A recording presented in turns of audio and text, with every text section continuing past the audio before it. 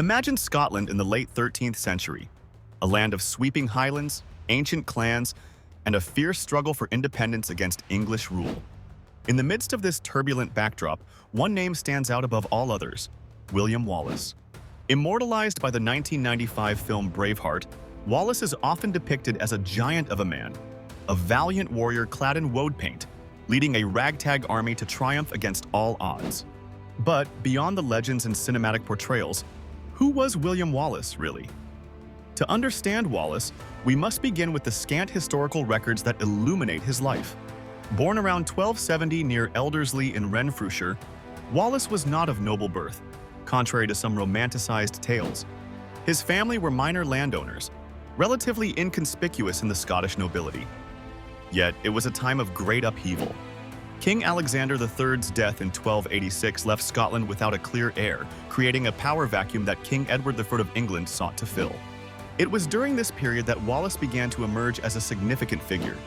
Though details of his early life are murky, Wallace's legend begins to take shape in 1297 with the revolt against English rule. He was described as a man of a towering stature, reputedly over 6 feet tall, a significant height for the time. His physical prowess and leadership skills soon rallied many Scots to his cause. Wallace's first major exploit was the attack on Lanark, where he allegedly killed the English sheriff, William Heselrigg, an act that ignited the flame of rebellion across Scotland. The following months showcased Wallace's strategic genius. At the Battle of Stirling Bridge in September 1297, Wallace, together with Andrew Moray, inflicted a stunning defeat on the English. This victory was achieved not through brute force alone, but through clever tactics.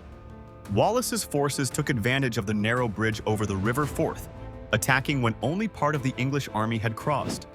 This battle was a testament to Wallace's understanding of terrain and timing, solidifying his status as Guardian of Scotland. Yet, Wallace's fortunes were not destined to rise continuously.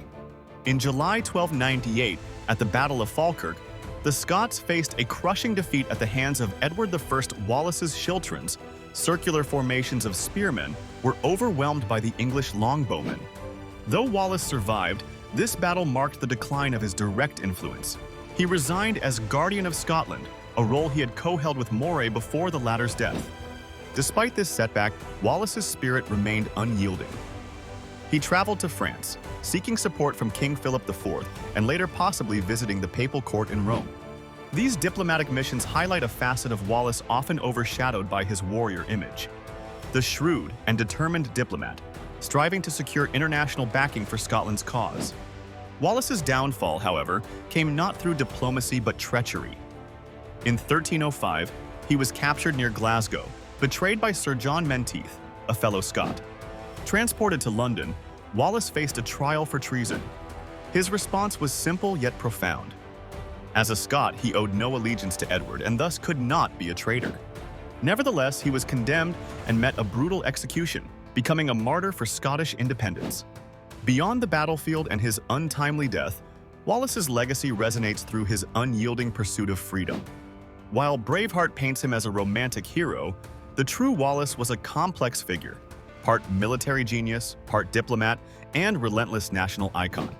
His life, though cut short, inspired generations of Scots, fueling further resistance that eventually led to Scotland regaining its independence in the early 14th century. As we reflect on the real William Wallace, let us strip away the layers of legend to acknowledge both his extraordinary achievements and his human vulnerabilities. His story is not merely one of battles won or lost, but of an unwavering spirit that dared to defy an empire. In the annals of history, Wallace remains a symbol of the enduring fight for justice and self-determination, his legacy echoing far beyond the rolling hills of Scotland.